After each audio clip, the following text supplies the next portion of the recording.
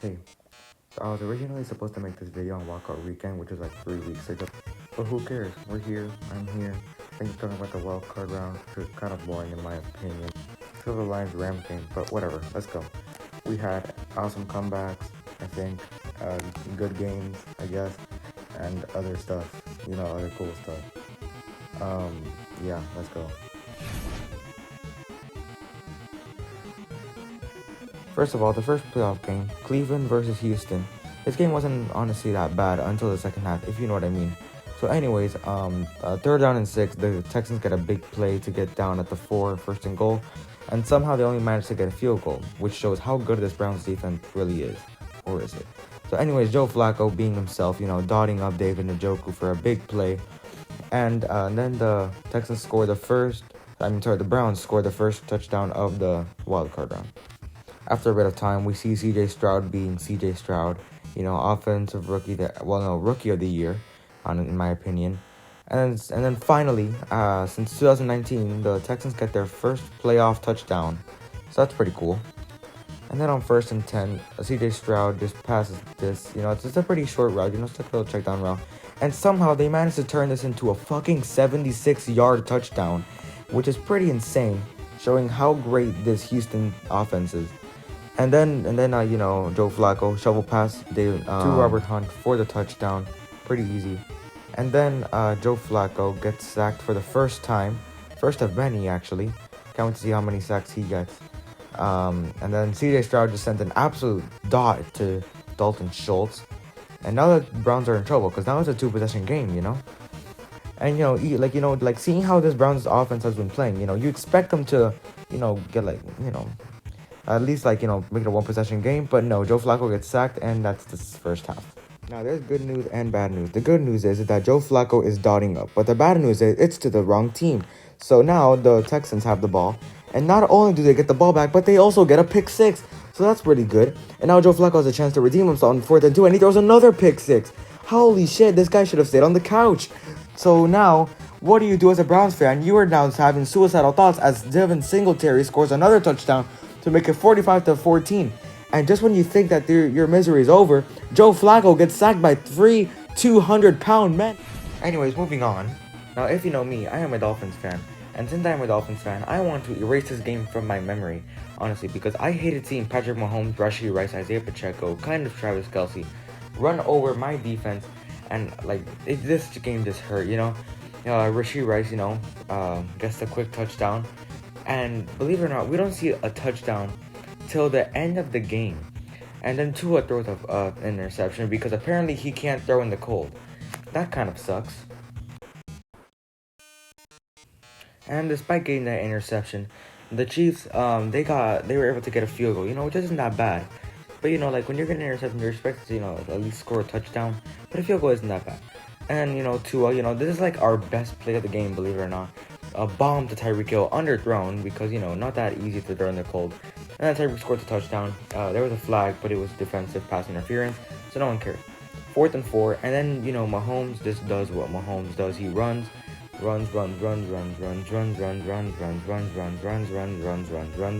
spikes the ball, and then gets a little celebration. First and goal, no touchdown, 26-yard field goal. And now they're up 13-7, which isn't bad for us. Here I was our defense is playing pretty good, forcing the field goals. 3rd and 10. Oh, look, Rashee Rice again. Oh, this man, I hate this guy so much. But, oh, look, they were in scoring position. No, look, they got another field goal. So now it's 16-7. It's a 2-possession game. What do you do now? So instead of scoring on offense, we force our defense to be having to stop Mahomes and that amazing offense that they have. And Mahomes hit his head so hard that it broke his helmet. And anyways, look, they were done at the 4-yard line and they're kicking a field goal. This defense has been playing, pretty well, stopping them from scoring the touchdown. And look, our offense didn't score again.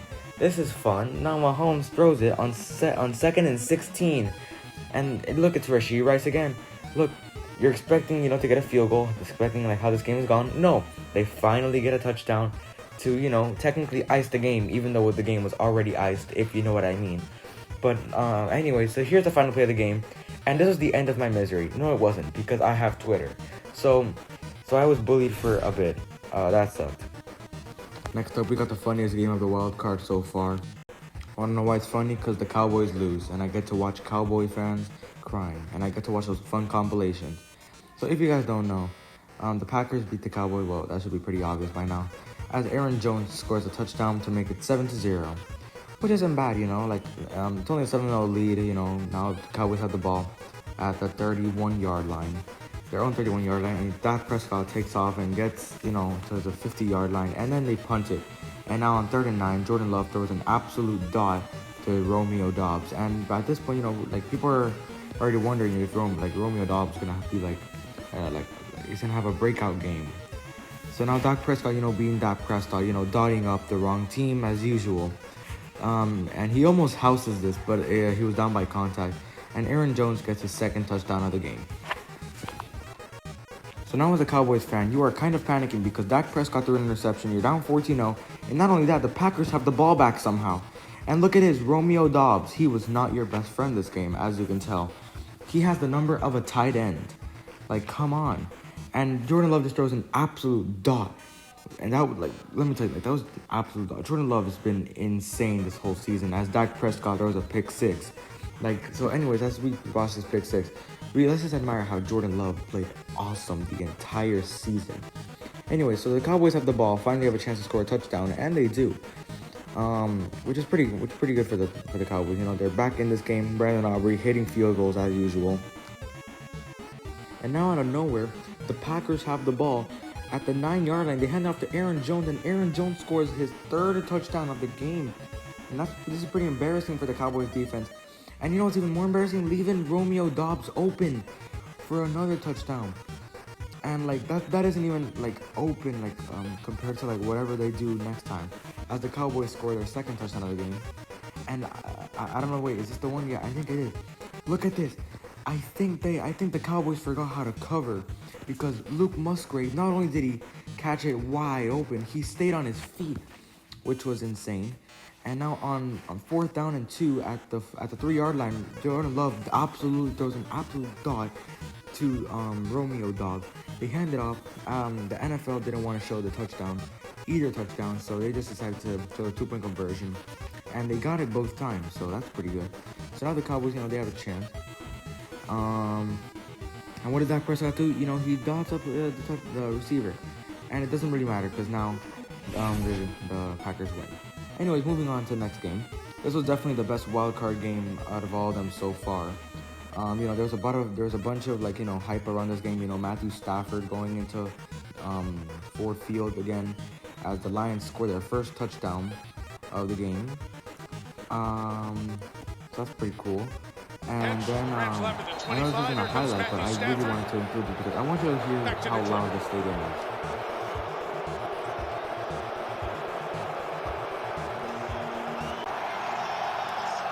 That was pretty insane. So anyways, back to the highlights. Matthew Stafford, quick pass to Puka Nacua, screen pass actually. And Puka Nacua, you know, putting the team on his back. Great rookie, you know. Definitely not offensive rookie of the year. That's obviously CJ Stroud. But still a great rookie. And seeing Brandon Aubrey make field goals in the playoffs is honestly pretty shocking. But anyway, the Lions score another touchdown to go up 14-3. And now as a Rams fan, you know, you're kind of, you know, panicking. You're not, well, actually no, you're not panicking. And look at this, 3rd and 1, Puka in motion, Matthew Stafford in the shotgun, throws a deep ball perfectly placed to Puka Nacua, jukes in, gone, touchdown, Puka. And now the Rams are back in it, 10-14. And now the Lions have the ball, 4th and 1 at the 2-yard line. And Jared Goff sends an absolute dot. I don't know who that is. I forgot. But that was an absolute dog. I think that was Sam Laporta or something like that.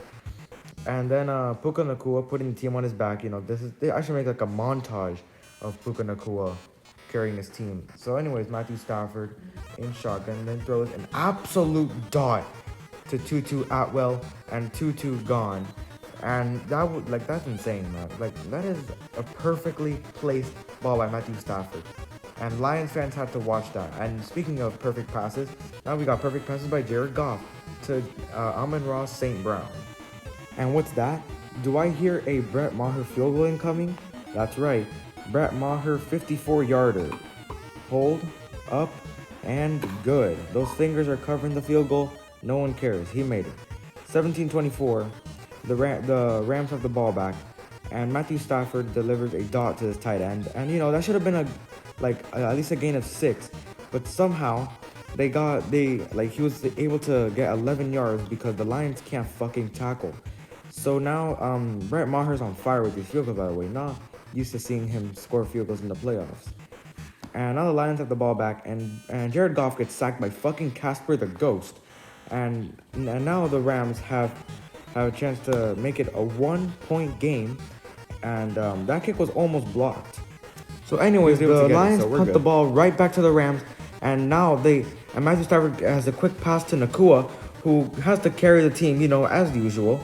And he gets it about around the 50, and the Rams freaking sold on offense. And Amon-Ra St. Brown ends the game with a first down. And the Lions get their first playoff win in 32 years, meaning the Dolphins have the longest playoff drought in NFL history. And I'm going to kill myself. Alright, next up we got Steelers-Bills in Buffalo. Honestly, this game was boring as fuck, so I'm not going to be really showing that many highlights. I want to get this over with as quick as possible because this video is taking me so long to make. As Josh Allen throws a dot to Kincaid. This man's Kincaid.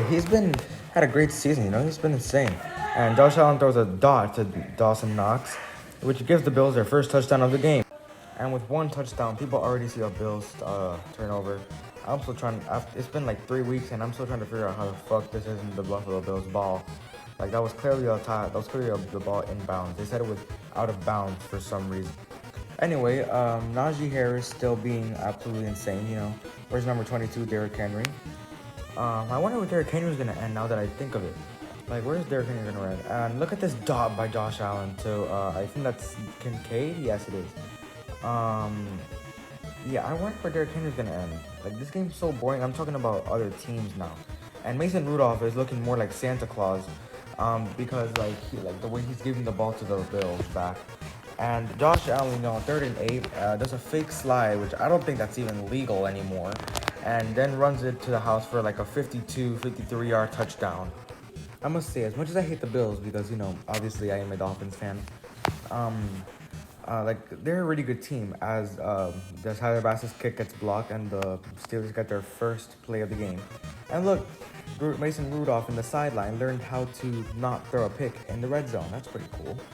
And the Steelers get their first points of the game, and the Steelers on this field goal teach the Bills how to not get their field goals blocked, and looks like Tyler Bass learned from it because he made his too.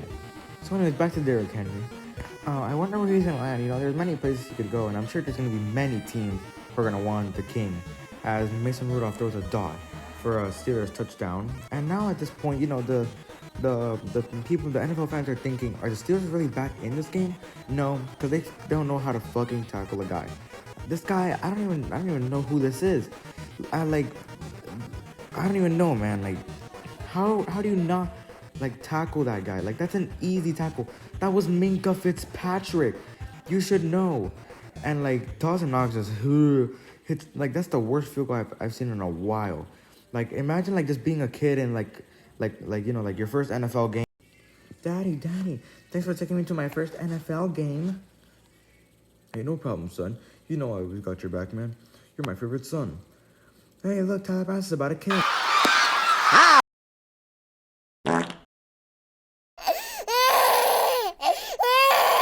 Anyways, moving on.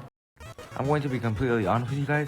This was probably the most satisfying game I've had to watch all year. Not just because the Eagles lost.